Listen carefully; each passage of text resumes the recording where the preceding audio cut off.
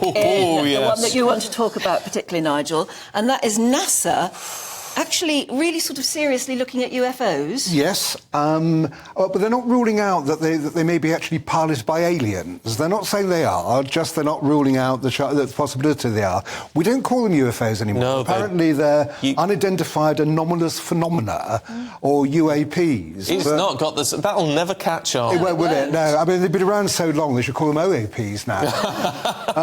But anyway, look at this. Now, this footage here, right, which is showing a craft of somebody. It's being tracked by a plane, a fast jet, and this just, no one knows what it is. It's just like this blob on the screen, but it's performing in remarkable ways. Yeah, and this is taken from a US Navy pilot who actually photographed that.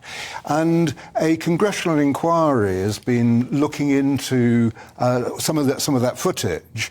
And what the pilots say, and these are actually pretty sensible people, they really are the top guns in America, what they're saying is, look, we don't know what's happening. This is what we saw. These aircraft moved in a way that was completely bizarre, that no aircraft that they know of could actually behave like that. The speed with which they fly, dropped out of the sky, that kind of thing. It's the instant change of direction and things, isn't all it? that sort of stuff. And they can go underwater and things like that. Is it more likely to be a drone?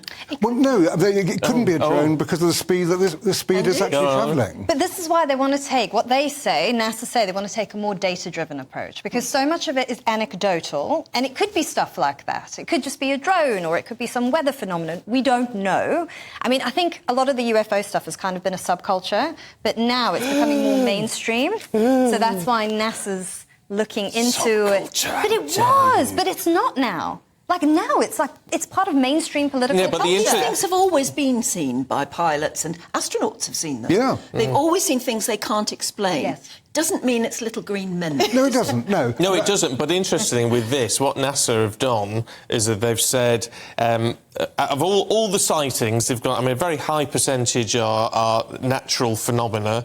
Another high percentage are craft they can explain, but there is still this small group that say, we do not know what that is. That's right. And that's the key.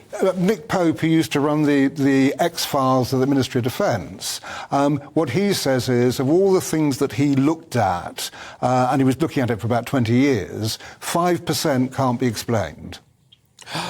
Not even by very Chinese exciting. weather balloons. No, I mean, just a lot of things can be explained, but that can't. Brian Cox, the rock and roll professor, he reckons there are probably 200 billion alien civilizations out there, but only one in each galaxy. So we've used up the quota for the Milky Way, which is why we don't meet people. Which is why it's ridiculous to think they are aliens. Well, we can't meet them because they're actually a long way away. If they exist. Wormhole technology. We'll get there. Don't get me started. Don't get me started.